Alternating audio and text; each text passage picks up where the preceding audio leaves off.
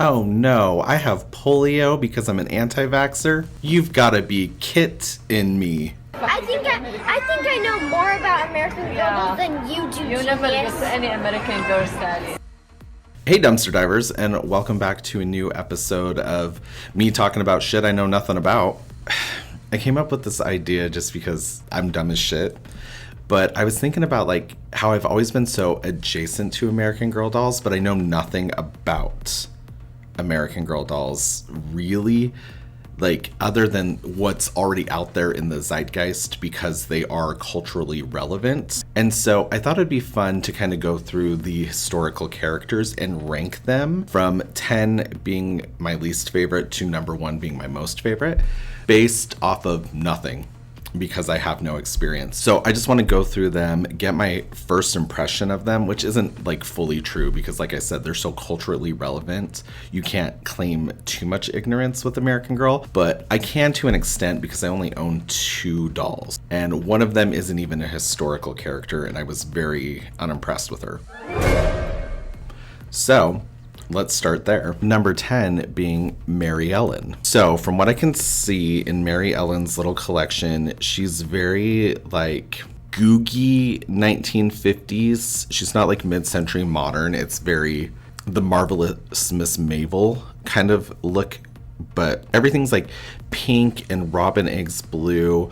She has, it looks like strawberry blonde hair. She's super cute. She has like these little gloves. Love that. Yeah, but she definitely has like a color theme that she sticks to. There is this little yellow outfit. Apparently she has a dog. She works in a diner or she goes to a diner or something. And yeah, she's cute because like I can appreciate the... Oh, she has a poodle skirt outfit. Jesus, of course she does. So I can appreciate the 1950s of it. I do know that all the historical characters come with like a book and they represent like a certain time in history, whether it's like slavery, the Revolutionary War, polio, like the Spanish flu, you know? And so I'm interested in her background because there are some characters that I know for sure their names I've never heard of. Mary Ellen. So, Mary Ellen, 1954. She's cute. Love the 50s theme. Adorable. Number 9 is Kit. Okay, so Kit is from 1934, it looks like. Her outfits are just kind of like mid-tier to me, just based off like first impressions. I like the little hat that she has in her, I'm assuming her main outfit. It says Special Edition Birthday Collection. That's kind of it. She doesn't really have a lot on the website right now. She kind of has like this weird little like sailor outfit or something. And then they have her up in like an attic, it looks like. But yeah, I know nothing about Kit's story. She's cute. The only reason she's just down so low on this, even though I know she's kind of like one of the more main characters, she just doesn't like stand out to me that much compared to some of the other girls in the historical collection. But her bob is bobbing. Okay, so number 8 is Samantha. Okay, so it looks like she's from 1904. I don't know why she looks gothic adjacent. Maybe it's because she's the first brunette and she has the straight bang and everything and the stockings. But yeah, she's super cute. Definitely a lot of plaid theming going on. She knows how to ride a bike. That's good. Yeah, so just based off like her alone, I think she's cute. The house in the background, it kind of looks like maybe she's like upper class. I'm not 100% sure. I know some of the girls, they go through like really hard financial times, but maybe Samantha has money just based off like her page on the website. I don't know. Okay, number 7 is Molly. So Molly is one of the most famous American Girl dolls that I know of. I think she's been referenced on Saturday Night Live. I think there's this girl on TikTok that does all of them, but Molly sticks out the most because she has the glasses and the braids and everything. The reason she sticks out to me the most is because she looks like a fucking narc. And that's why she's kind of like lower on the list. She looks like the girl that would remind the teacher to be like, excuse me, weren't you going to hand out the homework assignment? Like, wasn't there a pop quiz today? Like stuff like that. Just based off me knowing nothing about her. Apparently she's really into baseball. She also has a dog.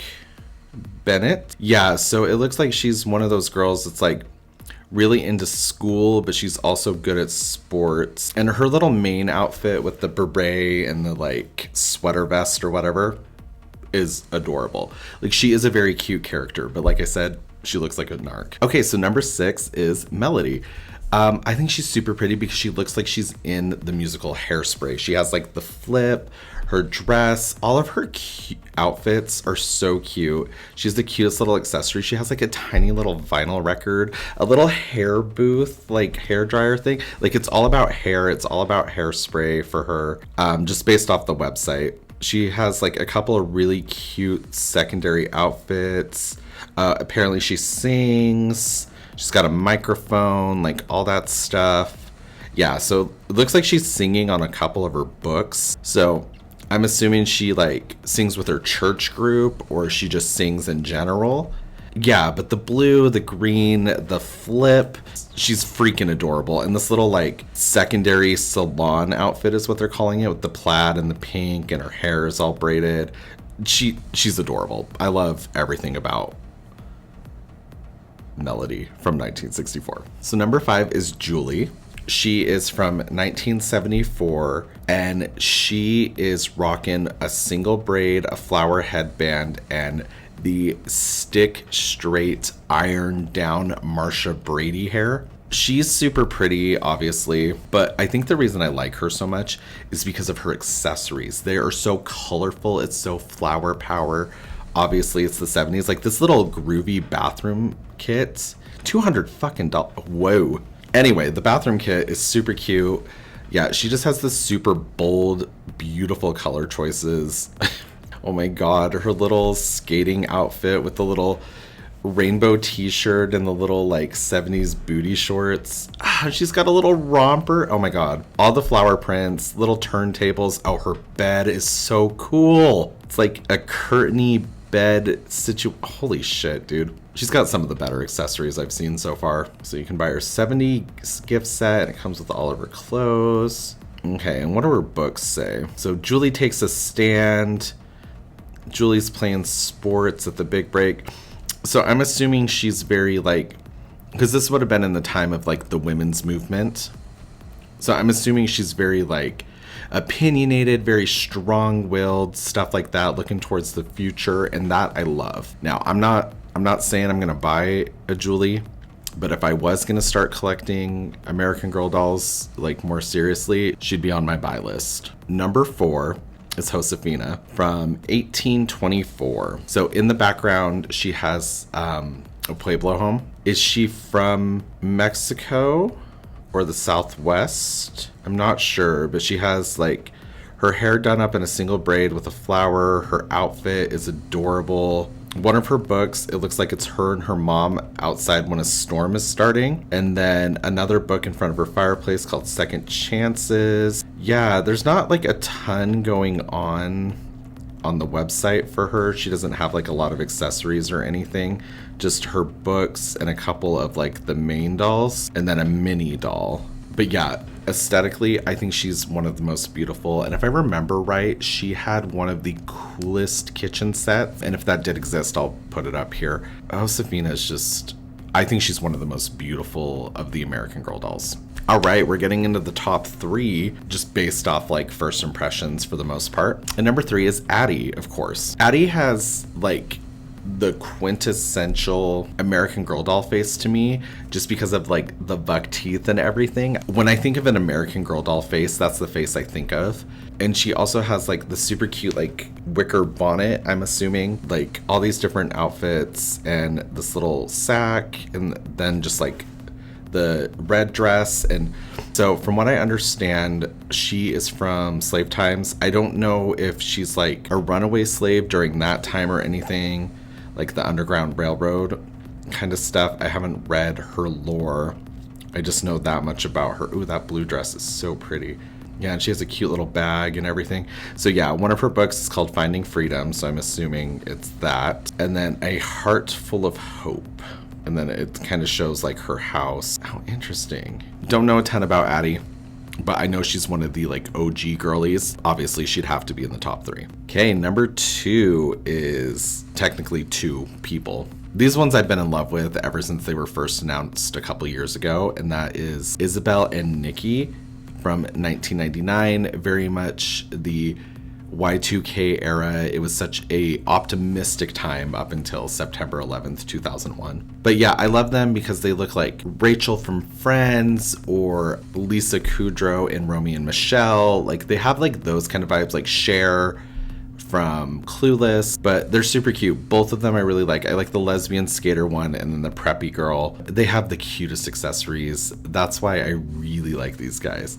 They have the desk and all the 90s stuff. I think they have like inflatable furniture. They have like a Tamagotchi.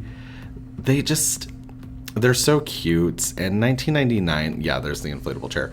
1999 was such an optimistic time. It was people looking into the future. I know people were worried about Y2K and like all the computers crashing and everything, but there was like this weird transition technologically and just looking into the future and everything. And I don't know, I just miss being that happy. And that leads into my final number one American Girl doll based off of like first impressions. Obviously, this wasn't all of the American Girls from the historical collection, but these are just the ones that stuck out to me the most. And number one is Kaia. Kaia is the only historical character doll that I have. She was sent to me by somebody who was willing to give her up. The reason I love Kaia so much is because she is part of the Nimipu tribe, which was formerly called Nez Perce, but that's no longer the appropriate term. So Nimipu people are part of the area where like Washington and Idaho kind of meet. And since I'm from Idaho, born and raised, I just like that kind of like crossover and everything. So yeah, I like that she's from Idaho just like me. And I like that she's one of the only dolls with like a closed mouth, because in the Nimipu culture, showing your teeth is like, they just don't do that. And I just love her outfits. I have her book. I haven't read it yet. I love her mini doll. And yeah, by far, I think she's the most beautiful American Girl doll out there. All of her outfits, her history, just everything about that. So she's from 1764. So when I was going up to college in Moscow, the U of I it's a pretty good like space to hold any kind of tribal event, because it's kind of at the intersection where a lot of tribes meet. Because unfortunately it is a land grant university, so it was basically a university that was put on stolen indigenous land.